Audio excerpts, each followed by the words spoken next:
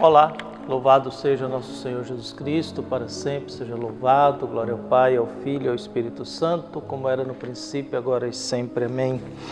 Queridos irmãos e irmãs, paroquianos da nossa paróquia Nossa Senhora da Badia, Lagoa da Confusão, Diocese de Cristalândia, graça e paz, unidos na fé, nesse dia de hoje, 11 de junho de 2023, estamos no 10º domingo do tempo comum. Pedimos a Deus que abençoe e ilumine o nosso coração.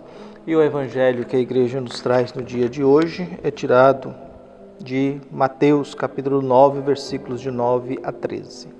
O Senhor esteja convosco, Ele está no meio de nós. Proclamação do evangelho de Jesus Cristo segundo Mateus. Glória a vós, Senhor. Naquele tempo, partindo dali, Jesus viu um homem chamado Mateus, sentado na coletoria de impostos, e disse-lhe: segue-me. Ele se levantou e seguiu a Jesus.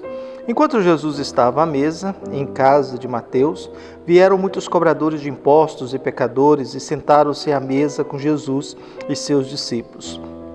Alguns fariseus viram isso e perguntaram aos discípulos: por que vosso mestre come com os cobradores de impostos e pecadores?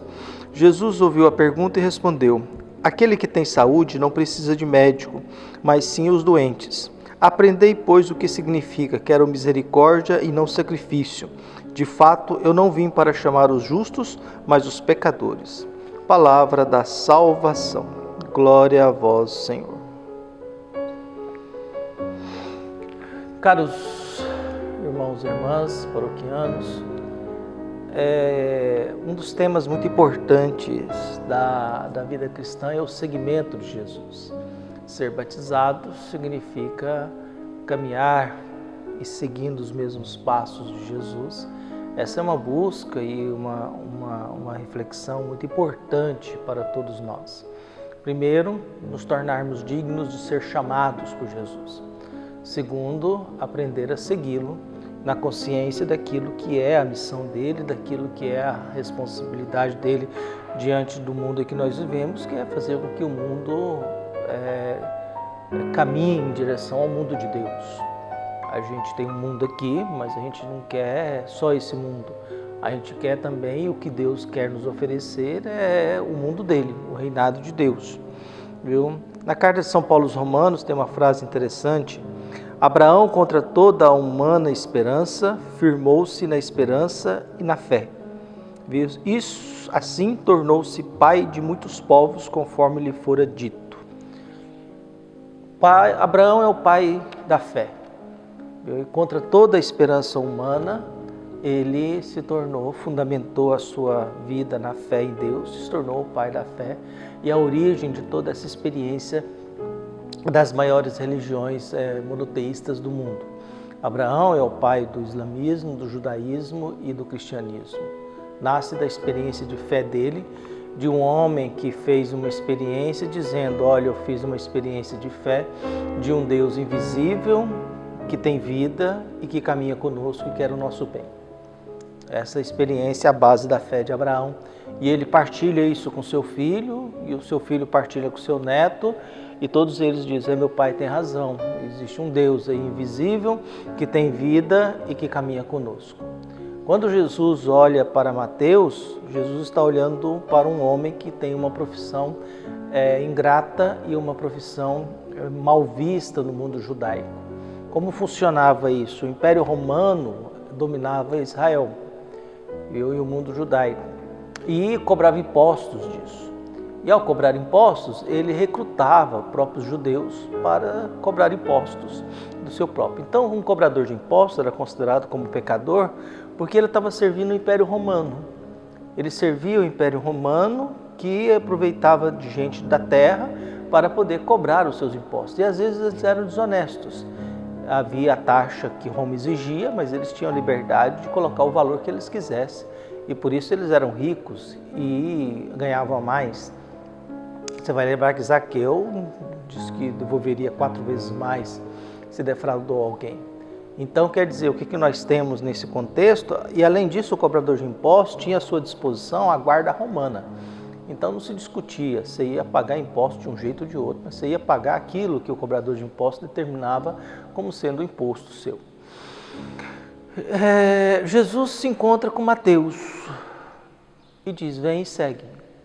O evangelho é muito simples, mas ele é uma forma de dizer que a gente pode ter muita coisa. A gente pode ter a segurança, a gente pode ter a riqueza, mas isso não nos basta.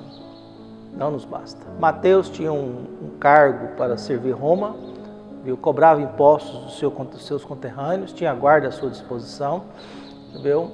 Mas tudo indica que não bastava isso, porque às vezes não basta mesmo, às vezes a gente quer mais, às vezes a gente deseja mais, às vezes a gente procura mais, às vezes a gente quer algo a mais nessa vida nossa para que a vida não seja realmente fútil, leviana, pequena, insignificante. Por isso nós nos deparamos com essa realidade. A atitude de Mateus é levantar-se, abandonar aquele mundo dele, abandonar aquele espaço, abandonar aquela profissão e seguir Jesus. Esse é o primeiro momento. Quando nós somos chamados para ser algo diferente daquilo que nós já somos, e às vezes aquilo que nós somos é muito bom. Ninguém pode dizer que a profissão de Mateus era ruim. Eu trabalhava, tinha segurança, era rico, mas a vida não é só isso, né?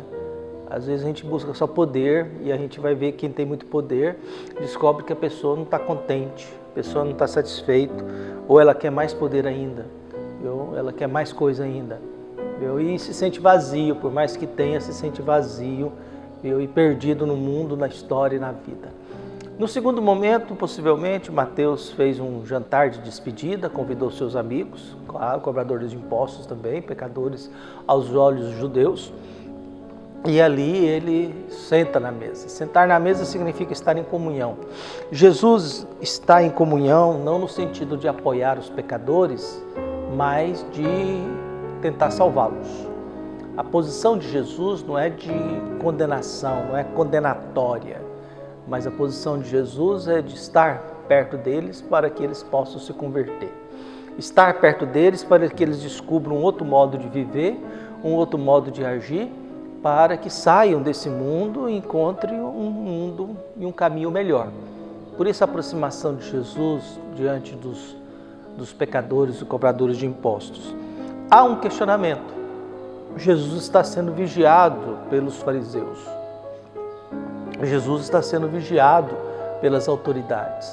Então nós temos agora Jesus dando atenção a um pecador que resolve largar tudo para segui-lo. Esse largar tudo para segui-lo é um desafio, é uma busca, é algo que exige coragem, mas se vale a pena seguir Jesus Cristo aqui, e se você não está contente com tudo que você tem, é algo que vale a pena ser feito.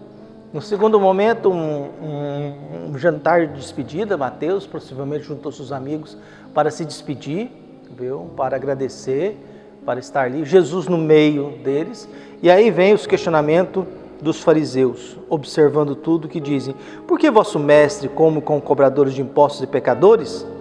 Jesus, escutando a pergunta, Jesus mesmo responde: aprendei, pois, o que significa quero misericórdia e não sacrifício. De fato, eu não vim para chamar os justos, mas os pecadores. Viu? Essa é uma grande questão no mundo religioso, a questão da misericórdia e dos sacrifícios. Às vezes a gente quer manifestar a nossa fé pelo sacrifício e não pela misericórdia. A gente muitas vezes faz promessa e oferece a Deus sacrifício e não misericórdia. Os compromissos nossos quaresmais são sempre de sacrifícios e não de misericórdia. Então, Jesus ele é muito claro em relação a isso. Eu quero misericórdia, não isso. E eu não vim aqui para chamar o justo, porque os justos não precisam ser chamados, eles já estão bem. Eu vim aqui para dar atenção aos pecadores. A consciência de Jesus nos leva a crer que a missão dele é tirar a pessoa do pecado, é devolver saúde para quem está doente, é devolver o perdão para quem se sente culpado de um erro cometido, é acolher quem está perdido na esperança de que essa pessoa se encontre. A posição de Jesus nunca é de apontar o dedo, a não ser para aqueles que se julgam donos de Deus, que é o caso que Jesus faz com os fariseus, gente que pensa que é dono absoluto da verdade de Deus. Para esses não, para esses Jesus não dá atenção. Por isso peçamos a Deus que abençoe e ilumine a todos nós, nos fortaleça na fé e nos dê um coração bom para que nós sejamos mais misericordiosos e não tanto gente que vive dando sacrifícios e sofrimento por aí. Um abraço e até mais.